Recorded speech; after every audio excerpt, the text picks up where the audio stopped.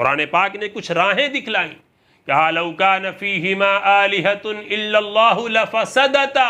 اللہ تبارک و تعالی نے قرآن پاک کے اندر بھی قوت استدلال کو واضح کیا ہے۔ اسی لیے اگر اہل علم یہ کہتے ہیں کہ قرآن پاک کے ہر آیت کو سمجھنا ہر ایک کے بس کی بات نہیں ہے تو وہ غلط نہیں کہتے ہیں۔ ظاہر سی بات ہے قرآن پاک کا بھی بلکہ وہ مضمون ہے ان للقرآن ظاہر و باطن، کہ قرآن کا ایک ظاہر ہے اور ایک باطن ہے۔ قرآن کے وہ ظاہری علوم ہیں، وہ ظاہری ترجمے ہیں جو کوئی بھی عامی آدمی پڑھ سکتا ہے۔ ہم کہاں کسی کو منع کرتے ہیں قرآن پاک کے ترجمے کے پڑھنے سے؟ پڑھیے، قرآن پاک کا ترجمہ پڑھیے، اردو زبان میں بھی، فارسی میں بھی، اور پشتو میں بھی، اور انگلش میں بھی، اور فرنچ میں بھی۔ لیکن آپ یہ کہیں کہ قرآن پاک کا حق ہم نے ادا کر دیا، قرآن پاک کے معانی کو ہم سمجھ گئے، قرآن پاک کے علوم اور اس کے اسرار کو ہم نے گہرائی کے ساتھ سمجھ لیا، اس کے رموز و اسرار پہ ہماری گہری نظر ہو گئی، تو اس سے بڑی کوئی حماقت نہیں ہے۔ قرآن پاک نے قوت استدلال فراہم کیا ہے۔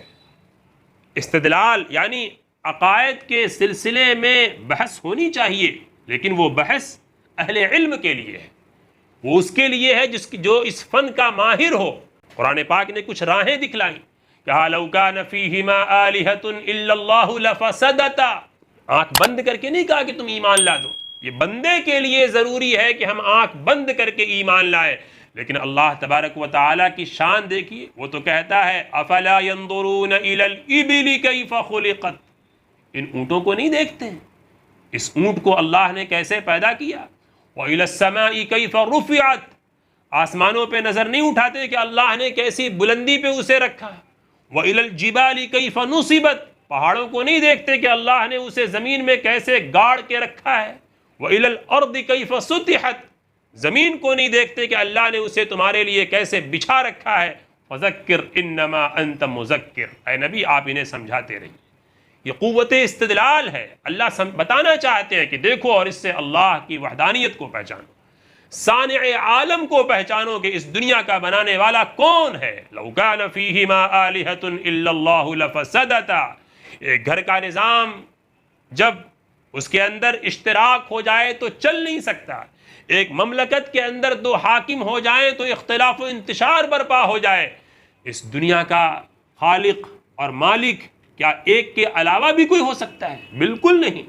جناب رسول اللہ صلی اللہ علیہ وسلم کی رسالت کے تعلق سے بھی اللہ تبارک و تعالی نے جب گفتگو کی، کہا کہ یہ نبی قرآن پاک کی آیتوں کو سناتے ہیں اور تمہیں شک ہوتا ہے کہ یہ نہ جانے کہاں سے سناتے ہیں، یہ پتہ نہیں کہ خدا کا پیغام ہے یا اپنی طرف سے بنایا ہوا کوئی کلام ہے، تو سن لو۔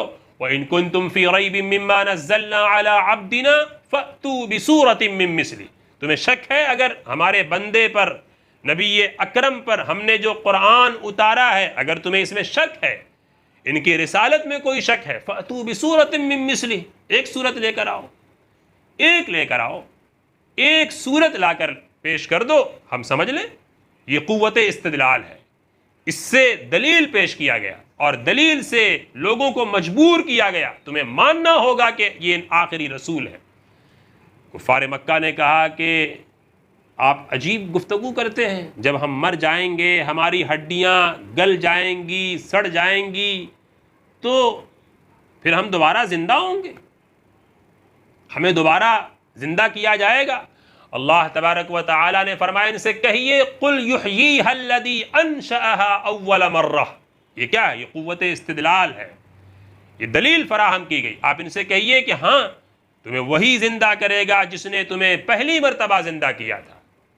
ان ہڈیوں کو جوڑ کر ان گلے ہوئے اور سڑی ہوئی ہڈیوں کے اندر دوبارہ وجود وہی ذات بخشے گا جس نے تمہیں عدم سے وجود میں لایا تھا۔ تم کچھ بھی نہیں تھے، تمہیں اللہ نے وجود دیا۔ جب تم کچھ بھی نہیں تھے تب تمہیں اللہ نے وجود دیا۔ جب وہ کر سکتا تھا تو جب تمہیں پیدا کر دیا گیا تو دوبارہ تمہیں پیدا کرنا کون سا مشکل کام ہے؟ جب ایک ماڈل تیار ہو جاتا ہے تو اس کی نقل آسان ہوتی ہے۔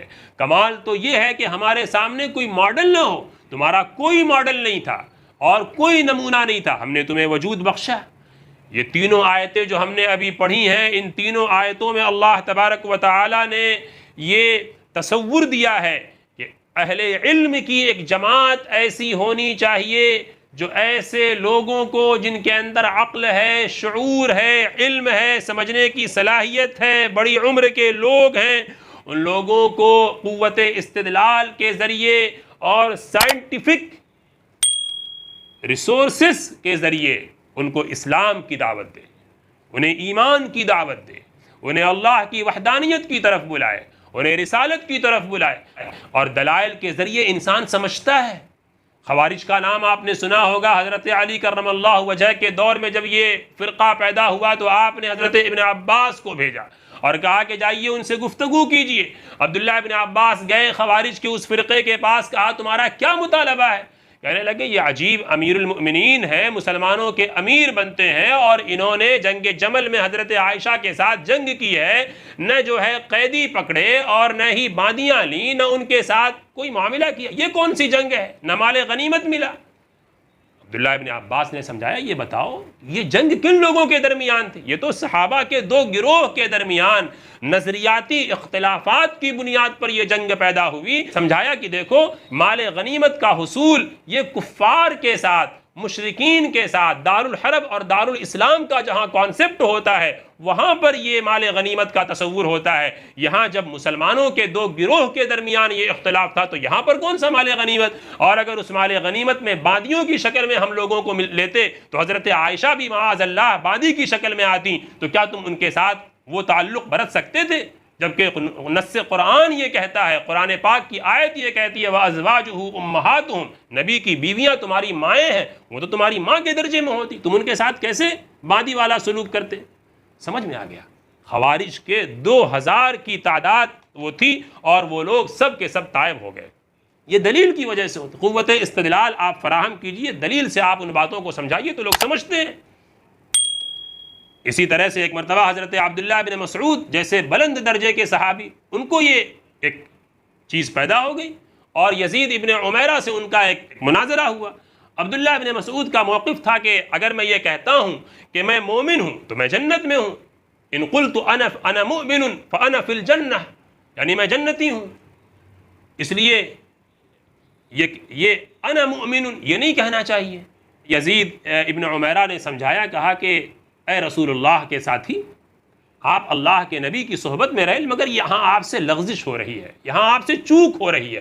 مومن تو ہم ہیں ہی، جب ہم اللہ پر ایمان لاتے ہیں، فرشتوں پر ایمان لاتے ہیں، رسالت کو تسلیم کرتے ہیں تو ہم، اور جو ہے آخرت پر، یہ سب کیا ہے؟ ایمان ہی تو ہے۔ آمنت باللہ وملائکتی وکتبی ورسل، تو مومن تو ہیں۔ ہاں جنتی کیوں نہیں ہے؟ جنتی کہنے کا دعویٰ اس لیے نہیں ہمارا ہو سکتا، ہم اس لیے جنتی ہونے کا دعویٰ نہیں کر سکتے، ہمیں یہ نہیں معلوم ہے کہ ہمارے سارے گناہ اللہ نے معاف کر دیے ہیں۔ اگر ہمیں یہ یقین ہو جائے کہ ہمارے سارے گناہ بھی معاف ہو گئے تو ہم جنتی بھی ہیں۔ لہٰذا یہ ممکن ہے کہ میں مومن ہوں لیکن میں یہ یقین کے ساتھ نہیں کہہ سکتا ہوں کہ میں جنتی بھی ہوں۔ عبداللہ بن مسعود نے کہا کہ اللہ کے بندے، تم نے میری لغزش کو دور کر دیا، میری ناسمجھی کو تم نے ختم کر دیا، یقیناً یہاں مجھ سے غلطی ہو رہی تھی۔ تو یہ چیزیں وہ ہیں جو دلیل سے انسان سمجھتا ہے۔ امام غزالی علیہ الرحمہ فرماتے ہیں کہ اس کے لیے ضروری ہے کہ ایک جماعت مسلمانوں کی ایسی رہے جس کے اندر قوت استدلال کی طاقت ہو۔ امام غزالی علیہ الرحمہ نے فرمایا کہ وہ جماعت علماء کی ہونی چاہیے اور اس کے اندر 3 خصوصیت ہونی چاہیے۔ میں اختصار کے ساتھ وہ تینوں خصوصیات بیان کر دیتا ہوں۔ امام غزالی علیہ الرحمہ فرماتے ہیں کہ ایسے علماء کو اس کام کے لیے یکسو ہونا چاہیے جن کے پاس علم کے علاوہ کوئی شغل نہ ہو۔ آج کل یہ تبصرے بہت ہوتے ہیں اور کہ ہاں فلاں صاحب تاجر بھی ہیں اور یہ بھی کرتے ہیں اور یہ بھی کرتے ہیں اور وہ بھی کرتے ہیں۔ لوگ امام ابو حنیفہ کی مثال پیش کر دیتے ہیں کہ امام ابو حنیفہ اتنے بڑے تاجر تھے اور عالم تھے۔ ٹھیک ہے بھائی، امام ابو حنیفہ تاجر تھے، وہ عالم تھے، تو آپ بھی بن جائیے امام ابو حنیفہ۔ امام ابو حنیفہ کے مقام پر پہنچیے، تب اس صلاحیت کو اپنے اندر جمع کرنے کی فکر کیجیے۔ امام غزالی فرماتے ہیں کہ جو عالم اپنے تجارتی مشغلے کے ساتھ علم کے اندر تخصص پیدا کرنا چاہتا ہے یہ اس کی بھول ہے، یہ اس کی بھول ہے۔ مجھے نہیں معلوم کہ آپ کو امام غزالی کے نظریے سے کتنا اتفاق ہوگا، لیکن میں نے امام غزالی کا نظریہ پیش کیا ہے۔ انہوں نے لکھا ہے۔ اور فرمایا کہ دوسری خصوصیت ایسے علماء کے اندر یہ ہونی چاہیے کہ وہ اہل صلاح اور اہل تقوی میں سے ہوں، ان کے اندر نیکی ہو، متقی ہوں، پرہیزگار ہوں، شہوت کا غلبہ ان کے اوپر کم ہو، اور گناہ اور معصیت کے اثرات ان کے اوپر نہ ہو۔ فرمایا تیسری خصوصیت یہ ہے کہ امت کے اندر بہت سے طبقات ہوتے ہیں، وہ طبقہ جو ذہین ہو، فطین ہو، جس کی زبان میں سلاست ہو، جو لوگوں کے مزاج کو سمجھنے والا ہو، ایسے لوگوں کو اس علم کے اندر لگنا چاہیے اور اس میں اختصاص کا ملکہ پیدا کرنا چاہیے۔ ان تین خصوصیات کے ساتھ علماء کو تیار ہونا چاہیے۔